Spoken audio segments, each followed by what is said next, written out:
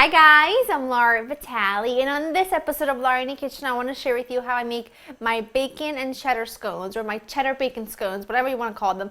These are like savory scones that are going to be just absolutely perfect for any get-together. They're definitely like a nice twist on your traditional scone that you might serve for tea or breakfast or anything like that. We're just turning things up and making them savory because I like me some bacon and cheese. The ingredients you'll need are a few basic ingredients: some all-purpose flour, a little bit of sugar, baking powder, baking soda, and salt. I've got some shredded sharp cheddar, some bacon that I've chopped. I got an egg, some cold unsalted butter, some chopped up scallions, green onions. You can also use chives, heavy cream, and I've got a little bit of egg wash, which is just a little bit of an egg with a little bit of milk or water or cream, whatever you got. Let's get going on making the bacon first. Cooking up the bacon, I should say. I've got a large skillet here over about medium-high heat, and to my skillet I'm going to add my bacon, and I am going to just break this up with my wooden spoon, and I'm going to cook my bacon until it renders its fat and becomes nice and crispy, and then once that's done we can move on to the next step. I've cooked my bacon till crisp. I've stacked on it a bit. You can see there's a lot of rendered fat in the skillet that I'm not going to use, which is why I took it out with a slotted spoon. I'm leaving that back there because we don't need it. Now, in the bowl of my standing mixer that I have fitted with a paddle attachment, I'm mixing together these dry ingredients here just to give them a head start. And then I'm going to put them right into my bowl. You know what I should start doing?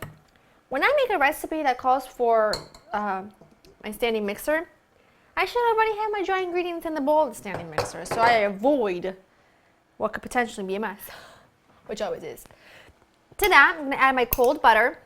And you know it's important that the butter's cold for making scones. So we're going to add that, and we're also going to add in most of our extra sharp cheddar, not all of it, leaving a little bit behind.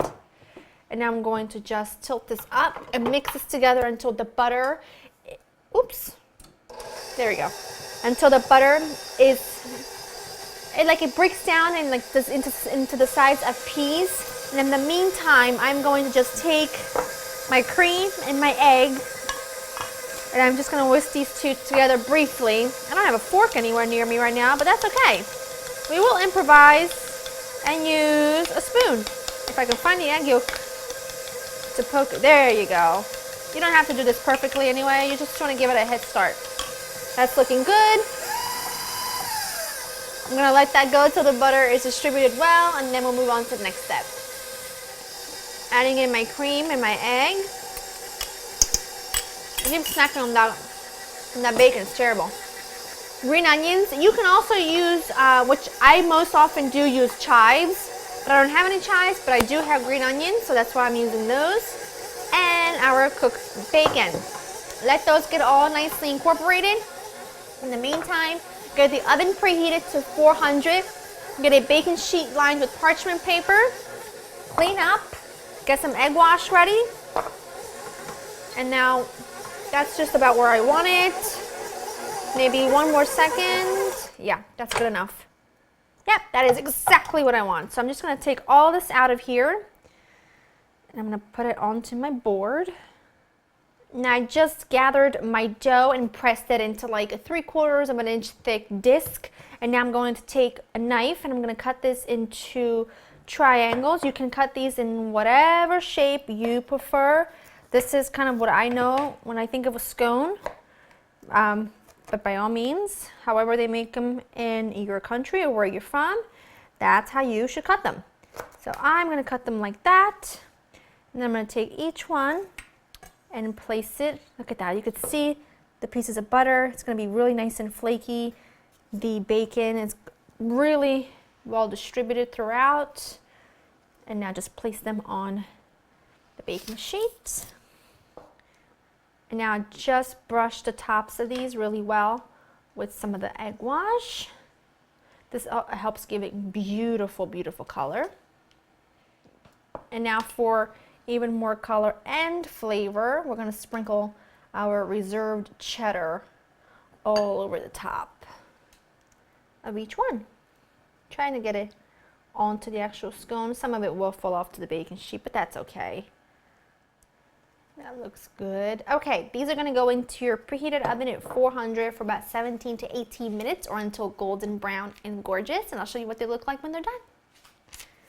My scones were in the oven for about 18 minutes, and I did let them cool for about 5 minutes, but they're still really, really hot. So, oh, they're really hot still. Yowza. Whoa, buddy. The cheese has gotten nice and almost crunchy on top. You can see the bacon in there. Picture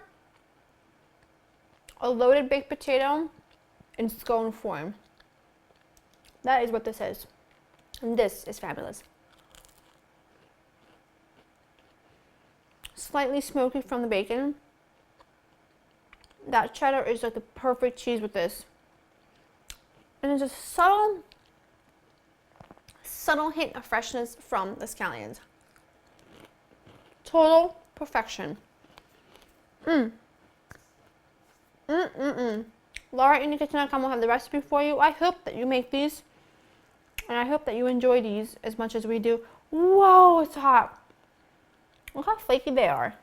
Look at that. Look at the layers, because that's where all the butter is. And then when you bake it, it just kind of puffs up into this most delicious thing. Ooh! LauraInTheKitchen.com will have the recipe for you. Hope you enjoy spending time with me, and I'll see you next time. Bye-bye.